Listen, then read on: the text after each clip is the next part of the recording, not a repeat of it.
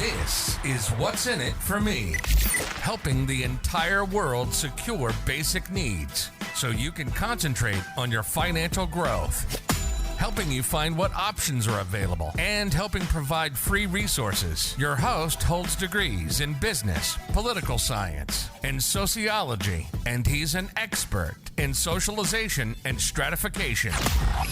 This is What's in It for Me, and this is your host, Dr. Kenneth Pierce. Hello, welcome back, and thank each and every one of you who have been following along for this new series as we detail the day-to-day activities of Saitama. We are very excited as we're able to build a community and hopefully use the Saitama token in order to change lives for people in our community and beyond. Just as before, we'd like to reintroduce Doreen. Hello. Hey, D, what do you have for us today? You know what? I've used Twitter more in the last month than I think I ever have. And one thing that someone tweeted the other day, I don't remember who, maybe not important to say one way or the other, but what this person said is what we knew people would say. The tweet went something like, Russ said we would know about these top exchanges and we don't. I'm so mad. I know he said not to worry, but I'm mad. Anyway, the person was really, really disappointed. I know. And that's okay. It made me think, though, if we believe that Saitama is going to be successful and change up the game, then how will this change look? And that's kind of how I responded to the tweet. Should we think that Saitama should do the same thing that others have done all along? And as, of course, you always point out about Saitama is that they're looking to be disruptors in this crypto market. So that's important to consider. You should not judge Saitama the same way that you look at what other cryptos are doing, right? Love that word, disruption. Right. So today, we're going to give you guys some additional information as to why you should not only feel comfortable with the direction that Saitama is headed in now, but you should even be more encouraged to let Russ cook. Hashtag let Russ cook. We should give the disclaimer. We can't give an exhaustive treatment of Saitama LLC's evaluation practices. We don't have any inside information to confirm or refute the accuracy of our assessment, but we just want to be able to talk about it. That's right, and we're going to examine what we've seen thus far, and for balance, I want to compare it to what we know about the book Blue Ocean Strategy. So we're going to compare Saitama LLC and what we've seen thus far to the famous Blue Ocean Strategy book. And I do believe we're putting a link in the description. We have to remember to do that. I think that's a good idea. If you're not familiar with this book, it's a bestseller that sold over 4 million copies in 46 languages worldwide. It's still very relevant. It's not even yet 20 years old. And the way that I think about a blue ocean, this wide open space. It's a good way to think about how Saitama is different, creating and capturing uncontested space in the market in a way that essentially makes competition irrelevant. Doc, you introduced me to this theory in business we've done together, so I know you've got a lot to say about this, way more than I do maybe. So let's start by looking at the 4 elements that the authors suggest should be built into a strategy canvas. Sure. The first one, quick enough, identify the competition. And so in the early phases of Saitama, you'd have to imagine that the competition was just other nascent cryptocurrencies, the baby cryptos, as Saitama was looking to differentiate itself from the others. So easy to point them out. What are the factors of the competition? Number 2, identify the factors of competition. So again, at the point in which Saitama was just another small token, it made sense to measure itself based on those elements of other successful cryptocurrencies. And for the benefit of our audience, I want to talk about those elements that we find to be necessary in order to operate a successful cryptocurrency. The first one being security. Definitely. Security not easily hacked one way or the other. The second one, I think, is remaining decentralized, decentralization, or not easily manipulated by individuals and especially by governments. Absolutely. And then there's scalability. You have to have the ability to scale the token or the coin or the crypto in order for it to work for a vast number of people. And you also want to make sure that many transactions can be processed at a specific time with a low cost. And in addition to that, it's important that your crypto solves a problem, specifically a problem that's not being solved by another crypto project. Yeah, it needs to be easy to use, so usability is important on that list. And demand. The factors that affect demand for cryptocurrency are several. I want to spend some time going over these because they are important. Media coverage. And as you have seen, there's been increasing media coverage. We'll talk about that in a little bit. The potential of regulation, safety, industry competition, cost of running the systems, availability of currency exchanges, and inflationary or deflationary pressure. And that's super important for the last one on this list, supply limitations. Because fiat currencies are inflationary, one of the best attributes of cryptocurrencies is their ability to be deflationary. That's right. The third aspect that the Blue Ocean strategy points as part of this evaluation process is the need to evaluate the competition. Now, I don't want to make direct comparisons to other tokens, coins, cryptos, because I don't want to offend anyone who may be participating in additional cryptos while also holding Saitama and being part of the Wolfpack. However, we're going to assume that Saitama LLC at this point has done its due diligence as to what other cryptos are doing, and they're looking to see how they can separate themselves from the competition. Exactly. I think that's a good idea. So we've discussed a couple of things really quickly. Number one, you have to identify the competition. Number two, you have to identify the factors of competition. Number three, you have to evaluate the competition. And finally now, number four, you have to chart your competitive differentiation. And this one is really, really important. Again, we're talking about wide blue ocean so that you can make it so that you become so different that the competition is no longer important. So how do you differentiate or set yourself apart? Which factors will you increase? Which factors will you decrease? Which factors will you eliminate? And which factors will you add in order to differentiate yourself from your competition? Yep. So in this assessment, and we're going to do this exercise together, let's just assume that you are looking to create a highly successful cryptocurrency, and you've evaluated the 7 elements that we laid out before that are the tools necessary to create a successful cryptocurrency, and you agree.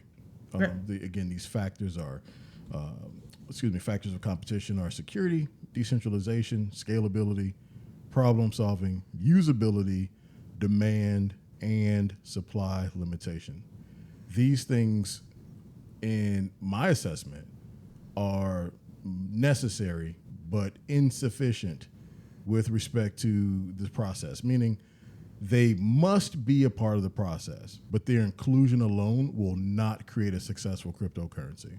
Right. So in trying to differentiate yourself with this blue ocean strategy, the idea is that when you look at these 7, we can't get rid of them. You can't eliminate them because they're necessary. You can't decrease them because you need them, so you don't want to do less of them because they're necessary. So these factors have to be there to be successful cryptocurrency. The question is then, what we're left with is how can they be increased or added to in order to differentiate yourself, right? And so I want to make sure I'm being clear to the audience. I'm telling you that these are 7 factors that I believe are necessary but insufficient. in terms of being a successful crypto. So if you agree that the factors security, decentralization, scalability, problem solving, usability, demand, and supply limitation are necessary, then the next statement is also true. They cannot be taken away. So if they are necessary, you cannot take them away, and it does not make sense to decrease them. So the only thing that you can look to do at this point, if you agree with those 7 factors, is to increase the elements, increase the proportionality of those, or add something to them. So with that being said, let's evaluate each of the factors of competition individually, with the exception of security and scalability. And the reason why I want to omit security and scalability is because we do not have any inside knowledge of the inner workings of Saitama LLC. We don't have access to this data, and any attempt to have an informed discussion about that would be nothing but conjecture. I don't want to make a lot of assumptions in this assessment or analysis. Yeah, I think that's fair. So let me make sure. For the 5 that are remaining, we know we can't, again, if we agree, you can't decrease them or eliminate them. You obviously want to make them better because you want to differentiate by being better. So we can increase or add them. So, okay, we're skipping security and we're not doing scalability. So next up is decentralization. This is super important for cryptocurrency. I think if we looked at this one, Saitama LLC is adding to this process. They're adding or fortifying the ability to remain decentralized. So what we know is that the greater number of people or the greater number of entities that can own or control the product, the less control you have over it, and the more susceptible somebody is to manipulation. Yep. So in other words, you're saying, and I agree, that if you have a lot of people or companies or other interests that have ownership over your product, then they then start to gain control of said product. I think so. Right. Yeah. And when we think about just a couple of examples of mainstream folks, think about some of the most successful, at least in terms of their resume and their ranking on Forbes. Look at Jay-Z. I knew you'd talk about Jay-Z. Of course I talk about Shout out to Jay-Z. Oh, he is not only an artist, but he owns the label, tends to own spaces in which he operates. So therefore, he has more control over how he moves and how his work is used. Same thing can be said about Floyd Money Mayweather. Mm-hmm. So, as a boxer, he not only does he clearly own his main tool, which is himself, but he owns the promotion company that goes and negotiates the deals and puts together the fights, and therefore he gets to keep a larger piece of the purse. He's not paying someone else who gets to tell him when and where and how he's going to fight. And so there are some benefits, obviously, with maintaining control of your work.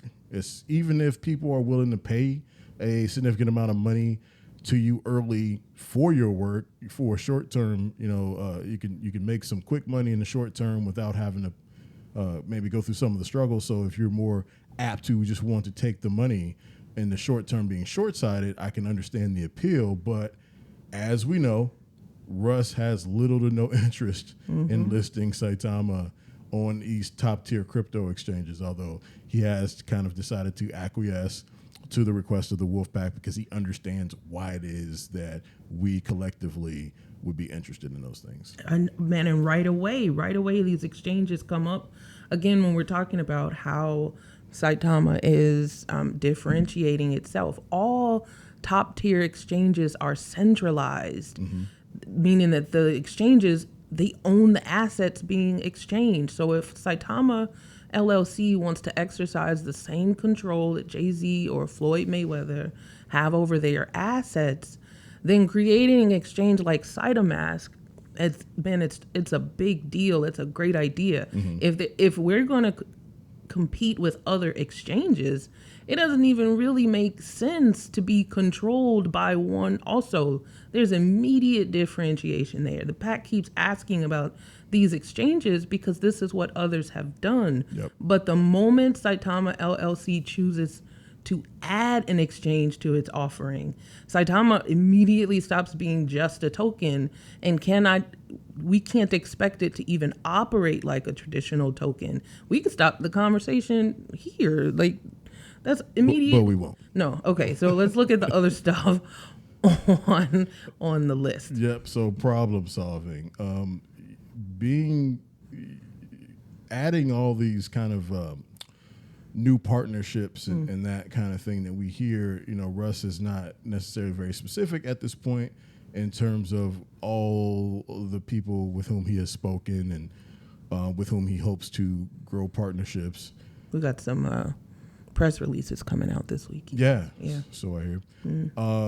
But what we do know is that he is interested in identifying new problems that can be solved through Saitama. And so that's getting into new industries. It's being open to create new relationships, specifically in spaces where other cryptos are not operating, not playing there. And for an example of that, just think about the HBCU partnerships. That's critical, and we're going to see that other cryptos are probably going to start trying to play in that space simply because Saitama's in that space. Yeah, I'm excited about the HBCU partnerships. Okay, let's go to the next one. So usability. Saitamask is about to change everything. When we look at this list again, I think it is because it's adding a product and eliminating a process at the same time. I have personally traumatized members of my family trying to explain the process of purchasing Saitama via Uniswap. So I appreciate that Saitama LLC has created a process where the Saitama token in particular, but cryptocurrency in general, is going to be easier for people to access, especially people, who've never, ever considered really jumping into cryptocurrency, into the market one way or the other. So, man, we stop here again, but nope. I guess, okay, let's finish. We should also... Man, it's Saitamask, though. Yeah, we should consider hiring Mr. Diamond Hands to open a hotline. Yeah, right. To explain this anymore to anybody. Right. So then there's demand. And what we've seen here is an addition of media coverage. We've witnessed an increase in media coverage on the Saitama token from a number of platforms over the past few months. There's new platforms and new content creators coming on board all the time, and you see Saitama being a trending topic on one platform or another, which is pretty cool. Right, that's always coming up. Last one, supply limitation. Come on, man. They have added a 50% burn. That's a big deal. The structure of the token had a 50% burn from the beginning, and then there's an additional 2% or 3% right now, depending on how you calculate it, every transaction. Right. So they've gone through great lengths. Saitama LLC has gone through great lengths to keep the token viable as a long-term investment vehicle. Pretty cool. And, we could say lots more, but we recognize that this could be a little bit long-winded, and we don't want to hold you guys too long. We are very interested in continuing to have this conversation. If there's something else that you're wanting to discuss, this, again, wasn't meant to be an exhaustive evaluation of Saitama LLC. And again, we don't have any inside information, any inside knowledge. So we're just looking at what we see, and we're applying the information that we have to the knowledge that we have in the industry. We believe that Saitama LLC is on the right track, and that life is better when we all relax and hashtag let Russ cook. Man, if you could see me, I'm just shaking my head. It's some real stuff going on. And again, like if you want to look into the Blue Ocean strategy, the link is below. There's a lot of stuff online about it. This book is a big deal. It's, again, not even 20 years old yet. But if you do have any questions for us, or you want to dispute any of our findings, talk about anything that we've said, leave us a message in the comments. In the meantime, please do remember to like, subscribe, and share our content. And we will be back with you with more content in the next 24, 48 hours. Sounds like a plan. Sounds like a plan. You've been listening to What's in It for Me. In order to concentrate on your financial growth, first you need the basics. food, water, warmth, rest, safety, security. And with Dr. Kenneth Pierce's help, you're on your way. We truly hope you've gotten some useful and practical information from this show. Make sure to like, rate, and review. The show will be back soon. But in the meantime, visit the website at epicnonprofit.org. Take care of yourself, and we'll see you soon.